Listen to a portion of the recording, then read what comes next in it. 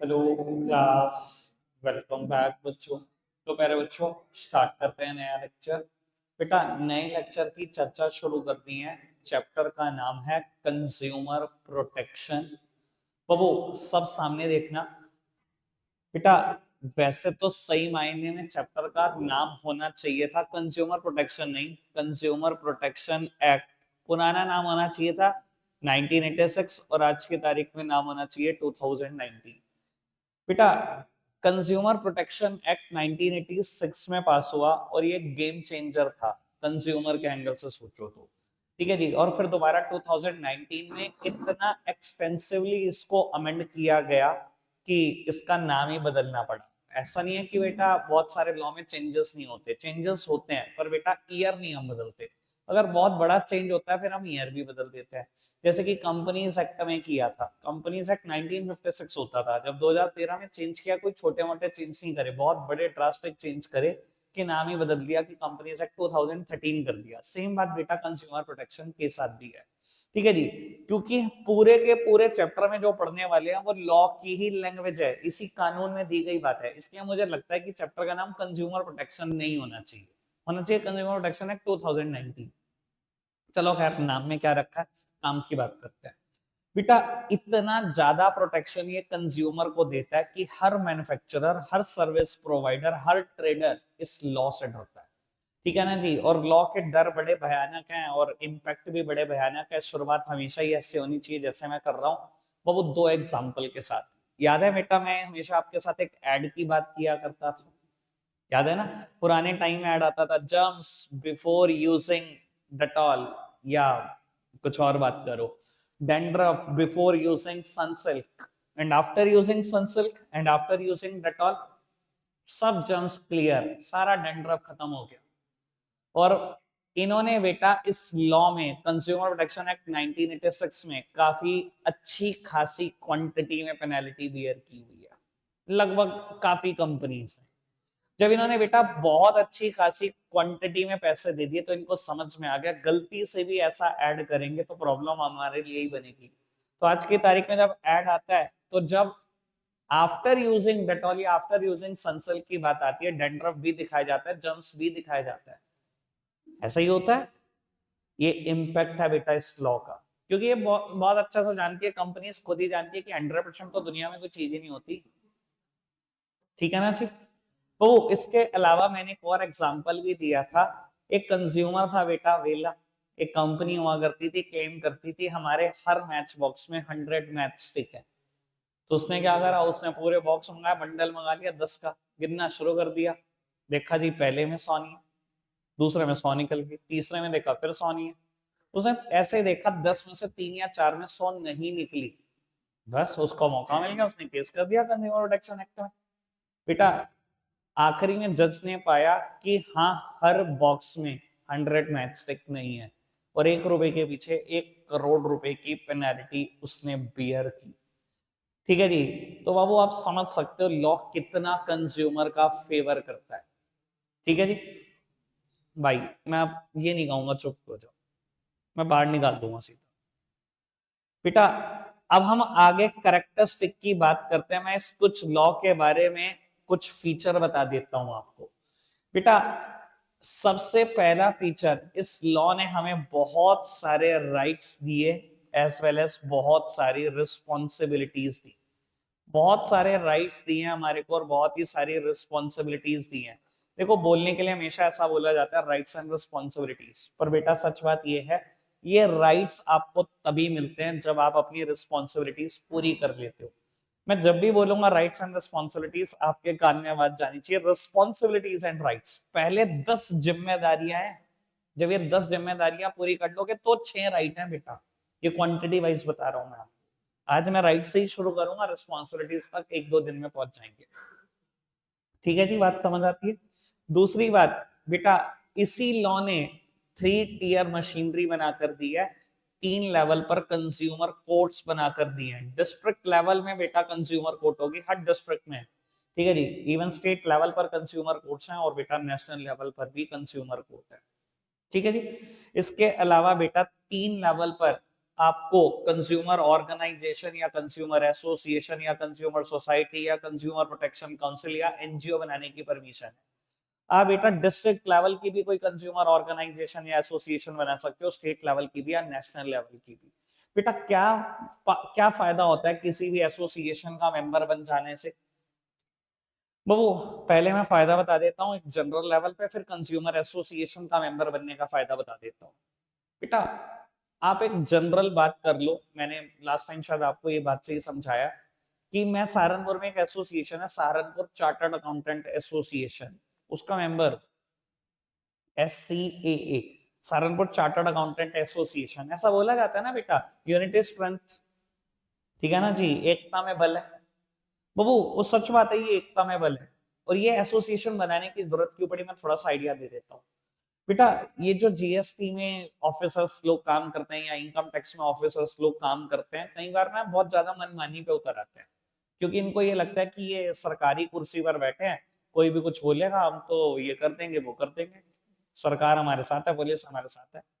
तो ये क्या करा करते थे बेटा, एक तो अननेसेसरी कई बार सीएस से रिश्वत भी मांग लेते थे, क्लाइंट्स को भी एक्सप्लॉइट करते थे, और कई बार बहुत ज्यादा बदतमीजी भी कर जाते थे। ठीक है जी, पास्ट में एक दो इंसिडेंट ऐसे हुए तो सीएस ने मिलकर एसोसिएशन बना ली।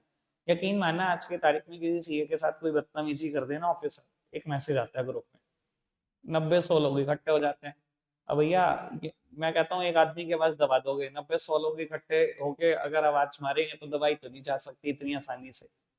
देन मीडिया भी आसानी से कवर कर लेती है चीजों को, अगर इतने लोग एक जगह पे खड़े हो। अभी पास्ट में एक इंसिडेंट हुआ था, अभी हुआ है, 6 महीने साल भर पुरानी बात होगी। ठीक है जी, इनकम टैक्स ऑफिसर ने सीए के साथ बदतमीजी करी, रिश्वत मांगी हुई थी, वो रिश्वत देने को तैयार नहीं था, क्लाइंट से बदतमीजी हुई, सीए से बदतमीजी हुई। उसने एक मैसेज करा, 50-100 लोग इकट्ठे हो गए। ठीक है जी, मीडिया ने तुरंत मैटर को उठा दिया, CIT commissioner of income tax को आके उसको हटाना पड़ा ऑफिसर को। तो ये ताकत होती है बेटा किसी एसोसिएशन का मेंबर बन जाना। ठीक है जी, और मैं आपको बता देता हूँ ये एसोसिएशन तो बहुत ही स्पेशल है। 5 नाम है। पहली बात तो कंज्यूमर ऑर्गेनाइजेशन बोल लो, consumer association, consumer societies, consumer protection council या एनजीओ, नॉन गवर्नमेंट ऑर्गेनाइजेशन, कुछ ही बोल लो, मतलब एक ही है। अगर कोई कंज्यूमर इन एसोसिएशन का मेंबर होता है और उसको लगता है कि वो किसी कंपनी के खिलाफ, किसी मैन्युफैक्चरर के खिलाफ केस करना चाहता है क्योंकि उसके साथ अनफेयर ट्रेड प्रैक्टिस हुई है और उसको डर लग रहा है, बेटा आप एसोसिएशन के पास आओ, डरने की जरूरत नहीं है, पैसों की जरूरत नहीं है, समय की जरूरत नहीं है, कुछ नहीं करना, एक फॉर्म साइन कर दो कि मैं केस करना चाहता हूँ।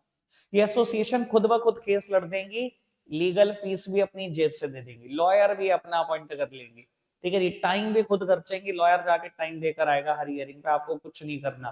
ठीक है जी, आप घर जाके बैठ जाओ, सो जाओ मजे में। जिस दिन केस जीत जाएंगे, केस जीतने के बाद पैसा भी आपको दे देंगे। ये ताकत है बेटा, कंज्यूमर एसोसिएशन को ताकत मिली हुई है, इस लॉ में पावर मिली हुई है, ये कस्टमर के बिहाफ पर, कंज्यूमर के बिहाफ पर पूरा केस लड़ सकती है। क्लियर है सी बात समझ में आती है?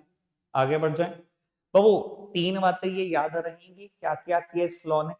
अब बेटा मैं राइट से चर्चा को शुरू कर देता हूँ। देखो ऐसा नहीं है कि पुराने जमाने में आपने राइट नहीं पढ़े, 9th पढ़ के आयो, 10th पढ़ के आयो, कभी ना कभी राइट्स पढ़े हैं आपने, right to be informed, right to safety, right to choice, पढ़े है ना, सब कुछ पढ़े है ना। तो वो लेकिन थोड़ा सा ना बिजनेस एंगल से नहीं पढ़े आपने, वो बिजनेस का एंगल देना मेरा काम है, मैं बिजनेस का एंगल देना शुरू कर रहा हूँ। ठीक है जी, सुनना आप काम की बात। बेटा सबसे पहले राइट टू बी इन्फॉर्म्ड की बात करते हैं। राइट टू बी इन्फॉर्म्ड, वो बात याद रहेगी, राइट से पहले रिस्पॉन्सिबिलिटीज है। मैं पढ़ा जरूर राइट रहा हूं बेटा, ये राइट्स मिलते तभी हैं जब रिस्पॉन्सिबिलिटीज पूरी की। बेटा राइट टू बी इन्फॉर्म्ड क्या है बाबू? आप मैन्युफैक्चरर या सर्विस प्रोवाइडर एक प्रोडक्ट के हो सकते हो, 2 प्रोडक्ट के हो सकते हो, लेकिन आप कंज्यूमर बेटा 100-150 प्रोडक्ट के हो। मैं कहता हूं जब आप सुबह उठते हो और जब तक रात को सोते नहीं, बेटा 100 से ज्यादा प्रोडक्ट कंज्यूम करते हो, चाहे अपनी डेली लाइफ में सोच कर देख लेना। ठीक है जी, कोई ना कोई कंपनी होगी जिसका जिसका टूथपेस्ट इस्तेमाल कर रहे होंगे, टूथब्रश इस्तेमाल कर रहे होंगे, सोप इस्तेमाल कर रहे होंगे, शैम्पू इस्तेमाल कर रहे होंगे, रेफ्रिजरेटर इस्तेमाल कर रहे होंगे, आपके घर पे वॉशिंग मशीन होगी, बाइक होगा, टू व्हीलर होगा, कपड़े देख लो। बेटा कम से कम 100 से 150 प्रोडक्ट के आप कंज्यूमर हो इन योर डेली लाइफ। अब मैं कहता हूं क्योंकि आप कंज्यूमर हो, आपको आपके राइट्स तो पता होने चाहिए ना। सबसे पहला राइट जो आपको मिलता है वो है राइट टू बी इन्फॉर्म। क्योंकि बेटा हम कंज्यूमर है, हमें सबसे पहला राइट मिला जाता है कि हमें कोई भी प्रोडक्ट जो बेचा जा रहा है उसके बारे में हमें सब कुछ जानने का अधिकार है। क्योंकि हमें सब कुछ जानने का अधिकार है, इसलिए बेटा इंडिया में जितनी भी पैक्ड कमोडिटी बिकती हैं वो बहुत सारी इंफॉर्मेशन प्रिंट करती है, हमारे लिए लेबल प्रिंट करती है, हमें बहुत सारी इंफॉर्मेशन देती है। just like MRP, net weight, gross weight, content, caution in use, process of making, ingredients, vegetarian mark, non vegetarian mark और ब्ला ब्ला ब्ला, पता नहीं कितनी सारी इंफॉर्मेशन हमें देती है। क्यों? क्योंकि हमें राइट टू बी इन्फॉर्म्ड है, हमें जानने का पूरा अधिकार है जो हमें प्रोडक्ट आप बेच रहे हो उसमें क्या क्या चीजें हैं, कितने रुपए का है, क्या ग्रॉस वेट है, क्या नेट वेट है, सब कुछ जानने का अधिकार। क्लियर अभी तक जितनी बात बोली? बेटा मैंने जितनी बात बोली ये अभी केस स्टडी के लिए पूरी हो गई, क्लास 12 के हिसाब से पूरी हो गई, पर मैंने पिछली बार और भी आगे बढ़ गया था, मैंने और भी चीजें समझाने की कोशिश की थी, मैं वो चीजें और समझा रहा हूँ, आराम से सुनिए। बेटा वो और चीजें क्या हैं? देखो आज की तारीख में आरटीआई सिर्फ एक राइट नहीं है बेटा, ये इतना बड़ा लॉ बन के रह गया, इतना बड़ा कानून बन के रह गया कि आप सोच भी नहीं सकते। ठीक है जी, आज की तारीख में आप बेटा किसी भी गवर्नमेंट डिपार्टमेंट में, किसी भी प्राइवेट डिपार्टमेंट में अगर आपको कोई इंफॉर्मेशन चाहिए तो आप राइट टू बी इन्फॉर्म्ड का इस्तेमाल कर सकते हैं, आरटीआई फाइल कर सकते हैं, 50 से 70 रुपए का खर्चा है और वहां से जवाब पक्का आएगा, प्रोवाइडेड अगर इंफॉर्मेशन पर्सनल नहीं हुई, बहुत पर्सनल नहीं हुई तो जवाब देना कंपलसरी है। अब मैं कहता हूँ इसका इस्तेमाल बड़ा बहुत सही लेवल पे किया जा सकता है, बहुत ही सही लेवल पे। एग्जांपल देना शुरू करता हूँ दो तीन। बेटा जो लोग प्राइम मिनिस्टर साहब के खिलाफ हैं, जिनको मोदी अच्छा नहीं लगता, मोदी को गालियां देते रहते हैं, वो बहुत सारी आरटीआई फाइल करते रहते हैं पीएमओ में, प्राइम मिनिस्टर ऑफिस में। एक बंदे ने आरटीआई फाइल कर दी, जी मोदी जी ये जो फॉरेन ट्रेवल करते हैं किसके पैसों पे करते हैं और कितना ट्रेवल एक्सपेंस हो चुका है 5-6 साल में, मतलब फर्स्ट टेन्योर में इनके जो 5 साल थे। वहां से रिप्लाई आ गया कि ये सारा खर्चा प्राइम मिनिस्टर ऑफिस उठाता है, ठीक है जी, और खर्चा हो चुका है लेट सपोज कुछ 100 करोड़ या कुछ 1000 करोड़, जितना भी हो गया मुझे आइडिया नहीं है। और आ गया न्यूज चैनल पे आदमी, ये देखो पीएमओ सही रिप्लाई आया है ना, ये मेरी आरटीआई का रिप्लाई देखो, कितने 100 करोड़ कितने 1000 करोड़ देश के इन्होंने खत्म कर दिए, ये कर दिया वो कर दिया। ठीक है जी बाबू, लेकिन जो लोग फेवर में है मोदी के वो भी बहुत सारी आरटीआई फाइल करते हैं प्राइम मिनिस्टर ऑफिस, उन्होंने भी एक आरटीआई फाइल कर दी कि मोदी जी ये जो खाना खाते हैं, ठीक है जी, किसके पैसों का खाते हैं, ठीक है जी, और कितनी छुट्टियां ली हुई है इन्होंने, ब्ला ब्ला ब्ला करके। वहां से रिप्लाई आया जी वैसे तो खाने का सारा पैसा प्राइम मिनिस्टर ऑफिस को बियर करना चाहिए, पर मोदी जी अपनी सैलरी में से बियर करते हैं।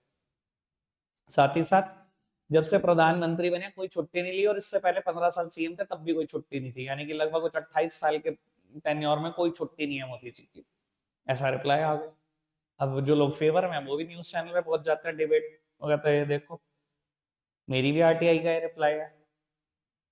तो ठीक है ना जी, मतलब गलत इस्तेमाल भी है, अच्छा इस्तेमाल भी है। ठीक है जी, और खाली यही इस्तेमाल नहीं है, रियल लाइफ में बिजनेस स्टडीज से अगर मैं लिंक करूं, किसी केस स्टडी से लिंक करने की कोशिश करूं तो एग्जाम और खतरनाक हो जाएंगे, इम्पैक्ट और खतरनाक है इसके।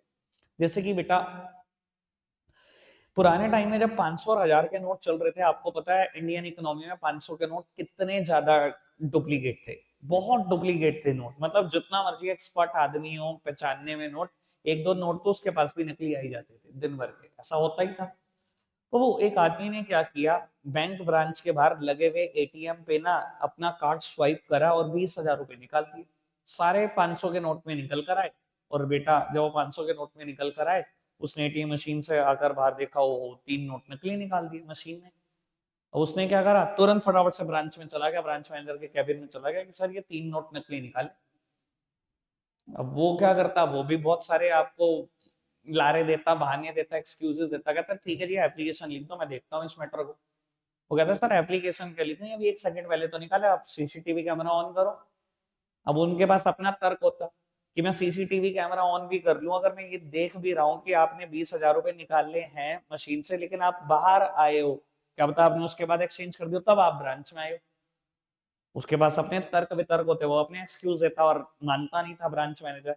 तो एक आदमी ने ना बेटा ऐसा फंसाया बैंक को, ऐसा बैकफुट पे लाया कि आप सोच नहीं सकते, और आरटीआई का इस्तेमाल करके गया उसने सब कुछ। उसने बेटा आरटीआई फाइल कर दी कि मैंने फला फला डेट को फला फला टाइम पर इस बैंक के इस ब्रांच के बाहर लगे हुए एटीएम से 20,000 रुपए निकाले। ठीक है जी। आरटीआई फाइल करी और कहा कि मेरे को जानकारी दो, जब ये पिछली बार मशीन रीफिल हुई थी तो उसमें कौन कौन से नोट डाले गए, कितनी क्वांटिटी में, उसके नोट नंबर क्या। इंडिया में लॉ है, जब भी कोई मशीन रीफिल होती है एटीएम की, तो बेटा जितनी भी करेंसी डाली जाती है, जितने भी नोट डाले जाते हैं, सबके नोट नंबर लिखे जाते हैं पहले। अब आरटीआई फाइल कर दी, अब जवाब तो आना ही था, जवाब आ गया जी। ये नोट डालेगा, ये डिनोमिनेशन के नोट डालेगा, ये नंबर है, और उसके वो तीनों नंबर मैच कर गए जो उसके हाथ में नकली नोट थे। बैंक अलग बैकफुट पे गया, पैसे तो दिए दिए, 10 बार माफी मांगी, तो ये आरटीआई की ताकत है बेटा। ठीक है जी। पॉजिटिव इस्तेमाल बहुत ज्यादा है इसकी। क्लियर है अच्छी बात, समझ में आती है। मैं अपनी बात को यहीं तक रोक देता हूँ, मेरे पास एग्जांपल तो इसको समझाने के लिए पूरा दिन समझवा लो, इतने सारे। ठीक है जी बाबू। उसके बाद नेक्स्ट नंबर पर राइट आता है, right to be choice. Right to be choice या right to choose from. Right to choose from, बेटा कंज्यूमर को राइट है अपनी मर्जी का प्रोडक्ट चूज करने का। इसीलिए कंपनीज आज की तारीख में जब प्रोडक्ट निकालती हैं तो बहुत सारे साइजेस में निकालती हैं, बहुत सारे प्राइसेस में निकालती हैं, बहुत सारे वैरायटी में निकालती हैं, बेटा बहुत सारे फ्लेवर्स में निकालती है। आपको राइट है ना आपका प्रोडक्ट चूज करने का। ठीक है जी। और हर एक कंज्यूमर के रिक्वायरमेंट है। बेटा कोई कंज्यूमर हो सकता है अपनी फैमिली का इकलौता आदमी, कोई हो सकता है बेटा न्यूक्लियर फैमिली में रहता हो, कोई हो सकता है ज्वाइंट फैमिली में रहता हो, तो सबकी रिक्वायरमेंट अलग है। इसलिए कंपनीज क्या करती हैं, आपको राइट टू चॉइस देती हैं, आप अपनी मर्जी से प्रोडक्ट चूज करो। बहुत सारे साइजेस में प्रोडक्ट निकालती हैं। मैगी, ठीक है जी, वो 6-7 रुपए और 12-14 रुपए, और फिर आगे बढ़ जाओ, ठीक है जी, 30 रुपए के आसपास, फिर फैमिली पैक। तो बेटा आपको राइट है क्योंकि प्रोडक्ट चूज करने का। कंपनी शैम्पू निकालती है बहुत सारे वेरिएंट में, सिल्क एंड शाइन, ठीक है, anti dandruff, anti hair fall, blah blah blah, बहुत सारे, क्योंकि आपको राइट है प्रोडक्ट चूज करने का। लेकिन बेटा आपको ना एक रिस्पॉन्सिबिलिटी इसके साथ साथ पूरी करनी होती है। मैं पढ़वाऊंगा जरूर कल रिस्पॉन्सिबिलिटी, लेकिन अभी बोल रहा हूँ बेटा, जब आप मार्केट में जाते हो ना कोई भी प्रोडक्ट खरीदने, तो उसकी बेसिक इंफॉर्मेशन आपके पास जरूर होनी चाहिए कि मैं जो प्रोडक्ट खरीदने जा रहा हूँ वो कौन कौन सी कंपनियां बनाती है। बेसिक इंफॉर्मेशन आपके पास जरूर होनी चाहिए। ऐसा इसलिए कहा जाता है बेटा ताकि आपका राइट टू चूज हर्ट ना हो।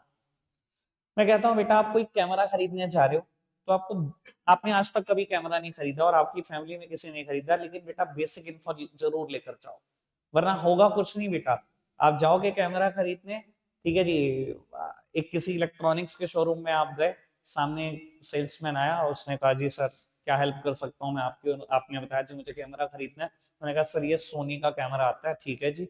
सर ये कैनन आता है जी, अच्छा जी। सर ये निकॉन आता है जी, अच्छा बहुत बढ़िया। ठीक है जी। या पैनासोनिक आता है। आपने सारे कैमरे देखे, ठीक है जी। वो कहता है आप क्या सजेस्ट करते हो। बस आपके बोलने की देर थी, बस आपका राइट टू चूज कब हर्ट होगा आपको पता ही नहीं लगेगा। आज की तारीख में मार्केटर सेलर बेटा इतने ज्यादा अवेयर हो चुके हैं, इतने ज्यादा प्रैक्टिकल हो चुके हैं कि वो आपका राइट टू चूज हट करने में 1 मिनट भी नहीं लगाते। अब पता क्या होगा, दिखाओ उसने सब कुछ दिया, जैसे ही आपने उसकी एडवाइस मांगी वो इंसिस्ट करने लगेगा बस यही पर्टिकुलर ब्रांड बाय करो। और जैसे ही वो इंसिस्ट करने लगेगा, सर आपको पता नहीं लग रहा है, आपका राइट टू चूज गया, प्रोडक्ट चूज करने का राइट आपका था, वो आपने उसको दे दिया, और वो छोड़ेगा नहीं, आपका राइट हर्ट कर देगा। ऐसा नहीं है कि वो आपको बहुत बढ़िया प्रोडक्ट सजेस्ट कर देगा, बेटा वो वही प्रोडक्ट सजेस्ट करेगा जिसमें उसका मार्जिन सबसे ज्यादा है। सेलर और मार्केटर का तो काम है ना अपना पैसा बनाना। क्लियर अच्छी बात। इसके अलावा मैंने पिछली बार भी एक बात बोली थी केस स्टडी के लिए, और अभी भी बोल रहा हूँ बेटा, जब आप किसी एक पर्टिकुलर ब्रांड के शोरूम में जाते हो ना, तो ऑटोमेटिकली आपका राइट टू चूज हर्ट हो चुका होता है। मैं मल्टी ब्रांड शोरूम में जाता हूँ, मेरा सच में राइट है वहां प्रोडक्ट चूज करने का, इतने सारे ब्रांड पड़े हैं, इतने सारे आर्टिकल्स पड़े हैं, लेकिन मैं पर्टिकुलर ब्रांड के शोरूम में जाता हूँ। मैं सिर्फ लेवाइस के शोरूम में जा रहा हूँ, सर आपको पता है ये लेवाइस का शोरूम राइट टू चूज हट करके ही बना है, क्योंकि वहां मल्टी ब्रांड नहीं है, एक ही ब्रांड मिलेगा। मेरा राइट टू चूज तो हट ऑलरेडी हो चुका। क्लियर है जी बात, समझ में आती है बात। आगे बढ़ जाते हैं बेटा, 2 राइट का डिस्कशन और करना है मुझे, बस उसके बाद वाइंड अप करते हैं। Right to be heard, right to be heard और right to seek redressal.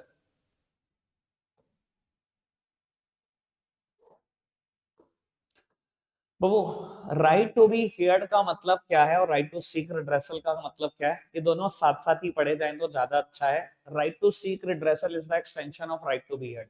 Right to be heard principle कहता है बेटा आपकी बात को सुना जाएगा, और क्योंकि आपकी बात को सुना जाएगा कंपनीज को डर लगने लगा कि भैया अगर ये सीधा जाकर कोर्ट को सुना आया कंज्यूमर और कोर्ट ने गलती से भी हमें गिल्टी मान लिया तो हमारे तो लाखों करोड़ रुपए लुट जाएंगे, ये तो लॉ बड़ा खतरनाक है। अब कंपनीज को डर लगने लगा तो कंपनीज ने, मैन्युफैक्चरर ने क्या किया जी, अगर आपको लगे ना हमारे से कोई प्रॉब्लम है तो पहले आप हमें ही सुना दो, हम ना सुने तो कोर्ट को सुना देना, लेकिन कोशिश करो पहले आप हमें ही सुना दो। और बेटा कंपनीज ने on the basis of this right आपको टोल फ्री नंबर देने शुरू कर दिए। टोल फ्री नंबर कह लो आप, कस्टमर केयर नंबर कह लो आप, ठीक है ना, कस्टमर ग्रीवेंसेस सेल कह लो आप, कुछ ही कह लो, तीनों बातें एक ही है। टोल फ्री नंबर देने शुरू कर दिए, कस्टमर ग्रीवेंसेस सेल एस्टैब्लिश करनी शुरू कर दी, कस्टमर केयर नंबर देने शुरू कर दिए। और आज की तारीख में देखो आप, हर अच्छी कंपनी के पास अपना एक कस्टमर केयर नंबर है या नहीं है? हर अच्छी कंपनी के पास अपना एक कस्टमर केयर नंबर है। तो बाबू आज की तारीख में क्योंकि आपके पास राइट टू बी हेड, आपकी बात को सुना जाएगा, कंपनीज आपकी बात को सुन लेती हैं। और अगर आपको लगे कभी कि यार कंपनी ने बात को सुना, कोई सेटिस्फैक्टरी रिप्लाई नहीं दिया, तो आप जाकर सीधा कोर्ट को सुना सकते हो।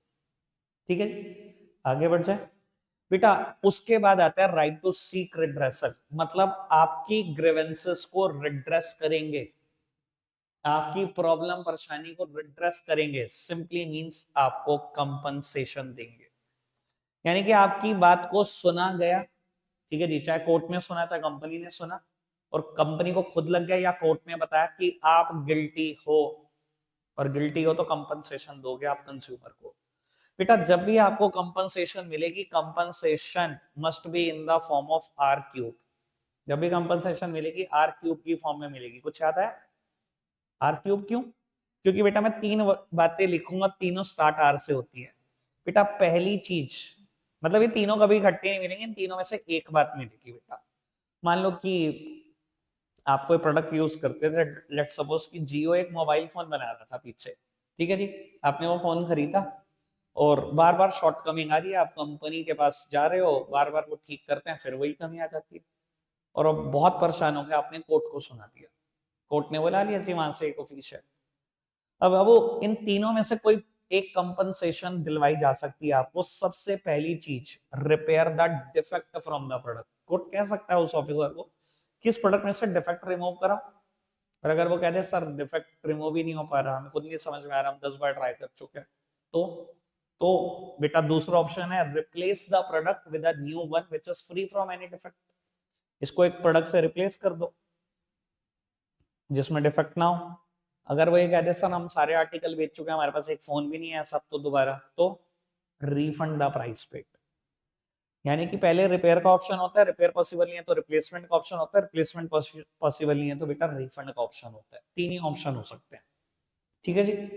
अब आखिरी में काम की बात बोल रहा हूँ, फिर मैं तो मोस्ट ऑफ द टीचर ऐसे बताते हैं बच्चे को कि केस स्टडीज की कैसे आइडेंटिफाई करनी है। अगर बस कंपनी कंपनी का नाम दिख रहा है ना, बस राइट टू बी एड लिख देना, जैसी कोड दिखने लगे right to secret research. Sir ऐसा कुछ भी नहीं है, बिल्कुल मुकालता निकाल दो दिमाग से। मैं बता रहा हूं आपको मेन पहचान इसकी क्या है बेटा। अगर सिर्फ बात ही सुनी गई है, कहीं कंपनसेशन का कोई जिक्र नहीं है, चाहे वो बात कंपनी ने सुनी है चाहे कोर्ट ने सुनी है, आंसर सिर्फ राइट टू बी एड लिखोगे। लेकिन जैसे ही गिल्टी माना गया कंपनी को और कंपनसेशन देने की बात हुई, तो बेटा right to be secret redressal तक आप पहुंच चुके होंगे। देखो मैं एक एग्जांपल देके बताता हूँ। आपने टोल फ्री नंबर पे कॉल किया, आपकी बात को कस्टमर केयर ऑफिसर ने बहुत आराम से सुना और उन्होंने मान लिया कि हमारी कंपनी गिल्टी है, खुद ही मान लिया, कोर्ट तक नहीं गया, कंपनी के ऑफिसर ने खुद मान लिया हम गिल्टी हैं और खुद से ही आपको कंपनसेशन दे दी। अब रहा तो मैटर कंपनी के बीच में, कोर्ट तक तो पहुंचा नहीं, ये तब भी right to be secret redressal तक पहुंच गया। कंपनसेशन मिलते ही राइट टू सीक्रेट रेसल पर आप आ चुके हो। समझ में आई बात? यानी कि कंपनी और कोर्ट का मैटर नहीं है, कंपनी या कोर्ट ने सिर्फ मैटर सुना है तो राइट टू बी हेड, और दोनों में से किसी ने कंपनसेशन दिलवा दी है, कंपनी ने खुद दे दिया, कोर्ट ने दिलवा दिया, तो राइट टू सीक रिड्रेसल। ठीक है जी, चारों राइट समझ में आए? लगता है आज के लिए इतना ही है प्यारे बच्चों, बाय बाय।